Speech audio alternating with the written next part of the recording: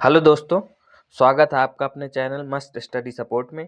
आज के इस वीडियो में समास के बारे में जानेंगे। अगर आपने ये वीडियो एंड तक देख ली तो आप देखकर ही आंसर पहचान जाएंगे। ठीक है, तो चलते हैं समास। समास के बारे में देखते हैं। समास की परिभाषा से ही एक दो क्वेश्चन बन जाते हैं। समास संक्षिप्तीकरण को समास कहते हैं। किसे कहते हैं? संक्षिप्तीकरण, मतलब संक्षेप को समास कहते हैं। समास की परिभाषा देख लीजिए। दो या दो से अधिक शब्दों का परस्पर संबंध बताने वाले शब्दों को क्या कहते हैं?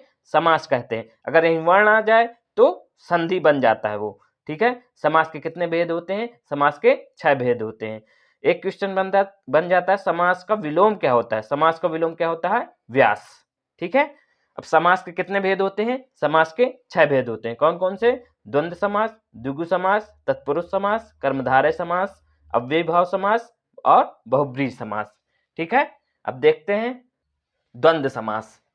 जिस समास में पूर्व पद और उत्तर पद दोनों ही प्रधान होते हैं उसे द्वंद्व समास कहते हैं। ठीक है, और द्वंद्व समास में अधिकतम योजक चिन्ह का लोप होता है और आपस में शब्द विलोम होते हैं। इस बात का ध्यान रखना कि आपस में शब्द विलोम होंगे, जैसे माता पिता, सुख दुख, रात दिन। ठीक है, बीच में योजक चिन्ह लगा रहेगा और आपस में शब्द विलोम होंगे। द्वंद्व समास में और विभक्ति का लोप होता है। ठीक है, जैसे माता पिता में देखिए योजक चिन्ह लगा है और इसमें और विभक्ति का लोप है। ठीक है, सुख दुख में योजक चिन्ह लगा है और विभक्ति का लोप है। पाप पुण्य, पाप और पुण्य और का लोप है। ठीक है, लेकिन ये शब्द क्या है? विलोम है एक दूसरे। अगर दिन दिन आ जाए तो वो अलग हो जाएगा। ठीक है, आगे पढ़ेंगे उसको। ठीक है, अब आगे देखते हैं द्विगु समास। जिस समास में पूर्व पद संख्यावाचक हो वो द्विगु समास कहलाता है। द्विगु समास में संख्या की प्रधानता होती है, जैसे नवरत्न, नौ रत्नों का समूह। इसमें देखो क्या है? संख्या आ गई। नौ त्रिभुवन, 3 भवनों का समूह। इसमें भी क्या आ गई? संख्या। तो क्या होती है? शुरू में संख्या हो जाती है, संख्या की प्रधानता होती है इस द्विगु समास में। ठीक है, अब आगे देखते हैं कर्मधारय समास। जिस समास में पूर्व पद विशेषण और उत्तर पद विशेष होता है कर्मधारय समास कहलाता है। इसकी ट्रिक क्या? विशेषता बताने वाले समास को कर्मधारय समास कहते हैं। जैसे काली मिर्च, काली है जो मिर्च, मिर्च की विशेषता क्या बता रहा है? काली। ठीक है, और नील कमल, नीला है जो कमल, कमल की विशेषता कौन बता रहा है? नीला। तो इसमें कौन सा समास होगा? कर्मधारय समास। ठीक है, इसमें विशेषता बताने वाले शब्दों का इस्तेमाल होता है। इन शब्दों को तोड़ लेंगे तो पता चल जाएगा। इन जो भी शब्द दिए हों उनको तोड़ लीजिए। ठीक है, तो पता चल जाएगा कौन सा समास है। जैसे चंद्रमुखी, चंद्र के समान मुख वाली। ठीक है, अब आगे देखिए अव्ययीभाव समास। जिस समास में पूर्व पद अव्यय हो अव्ययीभाव समास कहलाता है। अव्यय क्या होता है? जो शब्द के पहले लगता है। जैसे प्रतिदिन, दिन के पहले क्या लग गया? प्रति, तो प्रति क्या हो गया? अव्यय। ठीक है, तो प्रत्येक उपसर्ग वाला शब्द अव्ययीभाव समास कहलाता है। जैसे यथा स्थान, स्थान के अनुसार। ठीक है, आजीवन, जीवन भर। शब्दों को तोड़ लीजिए तो तोड़ के पता चल जाएगा कौन सा समास। जैसे प्रतिदिन, प्रतिदिन को कैसे तोड़ेंगे? प्रत्येक दिन।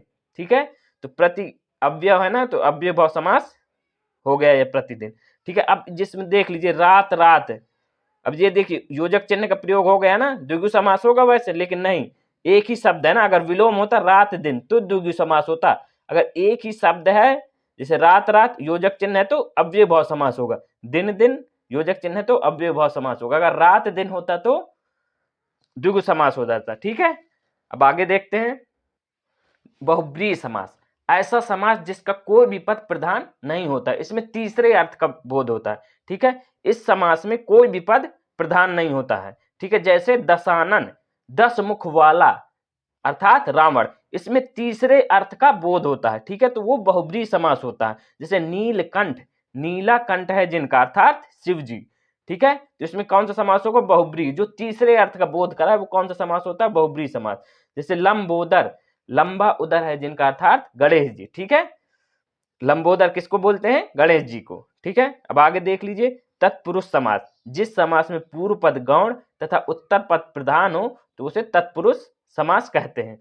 ठीक है, परिभाषा से एक दो क्वेश्चन बन जाते हैं, इसलिए परिभाषा को ध्यान से देख लीजिए। ठीक है, किसका पहला पद गौण होता है, किसका उत्तर पद प्रधान होता है। ठीक है, जैसे अव्ययीभाव का पूर्व पहला पद प्रधान होता है और द्वंद्व समास के दोनों पद प्रधान होते हैं और बहुब्रीहि समास का कोई भी पद प्रधान नहीं होता, उसमें तीसरे अर्थ का बोध होता है। ठीक है, इस बात का ध्यान रखिए क्योंकि इस तरह के परिभाषा से संबंधित क्वेश्चन बन जाते हैं समास में। ठीक है, तो तत्पुरुष समास के कितने भेद होते हैं? 6 भेद होते हैं। कौन कौन से? कर्म तत्पुरुष, करण तत्पुरुष, संप्रदान तत्पुरुष, अपादान तत्पुरुष, संबंध तत्पुरुष और अधिकरण तत्पुरुष। ठीक है, अब आगे देखते हैं कर्म तत्पुरुष। ट्रिक क्या होती है? इसमें को का लोप होता है। कर्म विभक्ति का चिन्ह क्या होता है? को, उसी का इसमें लोप होता है। जैसे स्वर्गवास, स्वर्ग को प्राप्त। ठीक है, इसमें क्या, जैसे स्वर्गवास में किसका लोप है? को का। ठीक है, जिसे तोड़ लीजिए शब्दों को तो पता चल जाएगा। ठीक है, स्वर्गवास, स्वर्ग को प्राप्त, तो को का लोप है तो कर्म तत्पुरुष। कर्म विभक्ति का चिन्ह ही होता है को। ठीक है, जैसे गिर है कट, गिरह को काटने वाला, को का लोप है इसमें तो कर्म तत्पुरुष। अब आ जाइए करण तत्पुरुष में, जहां से का लोप। करण विभक्ति का चिन्ह क्या होता है? से, इसमें से का लोप होता है। जैसे मन चाहा को तोड़ेंगे क्या बन जाएगा? मन से चाहा, तो से का लोप था ना मन चाहा में, तो कौन सा तत्पुरुष हो जाएगा? करण तत्पुरुष। मुंह मांगा, इसको तोड़ेंगे मुंह मांगा को, मुंह से मांगा। ठीक है, तो इसमें भी से का लोप है, तो कौन सा तत्पुरुष हो जाएगा? करण तत्पुरुष। अब आगे देख लीजिए संप्रदान तत्पुरुष, जहां संप्रदान कारक चिन्ह के लिए का बोध, के लिए का लोप होता है।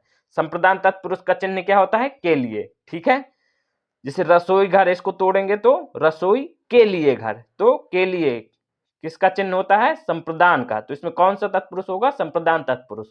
आगे देखिए हाथ कड़ी, हाथ के लिए कड़ी, इसमें भी के लिए का लोप है तो संप्रदान तत्पुरुष होगा। अब आगे देख लीजिए युद्ध भूमि, इसमें युद्ध के लिए भूमि, शब्दों को तोड़ लीजिए तो पता चल जाएगा। ठीक है, अब आगे देखिए अपादान तत्पुरुष। अपादान तत्पुरुष का चिन्ह क्या होता है? अपादान विभक्ति का से, इसमें लेकिन अलग होने की स्थिति में। से और किसका होता है? करण का, लेकिन अपादान का से अलग होने की स्थिति में होता है। ठीक है, जैसे धनहीन, धन से हीन। ठीक है, तो अलग हो गया ना, धन से हीन, धन बिल्कुल भी नहीं है, तो धन से हीन अपादान तत्पुरुष हो गया। देश निकाला, देश से निकाला, तो इसमें भी कौन सा तत्पुरुष हो जाएगा? अपादान तत्पुरुष। ठीक है, आगे देख लीजिए संबंध तत्पुरुष, जहां का की के का लोप हो। ठीक है, संबंध विभक्ति का चिन्ह क्या होता है? का की के। ठीक है, और को किसका होता है? कर्म का। जैसे गंगा जल, गंगा जल को तोड़ेंगे तो गंगा का जल। ठीक है, इसमें का लोप था ना गंगा जल में, तो कौन सा तत्पुरुष हो जाएगा? संबंध तत्पुरुष। दीनानाथ, दीनानाथ को तोड़ेंगे तो दीनों के नाथ, इसमें के आ गया, के का लोप था तो संबंध तत्पुरुष। संबंध तत्पुरुष के कौन कौन से चिन्ह होते हैं? का की के। ठीक है, और को किसका होता है? कर्म का। अब आगे देख लीजिए अधिकरण तत्पुरुष। अधिकरण विभक्ति का चिन्ह क्या होता है? में पर, इसमें में पर का लोप होता है। ठीक है, जैसे नगरवास, नगरवास को तोड़ेंगे तो नगर में वास। ठीक है, देखिए में आ गया ना, तो कौन सा तत्पुरुष होगा? अधिकरण तत्पुरुष। आगे देख लीजिए आप बीती, आप पर बीती, तो इसमें पर का लोप था, तो कौन सा तत्पुरुष होगा? अधिकरण तत्पुरुष। ठीक है, अगर आपको ये वीडियो पसंद है तो वीडियो को लाइक करिए और चैनल को सब्सक्राइब करिए।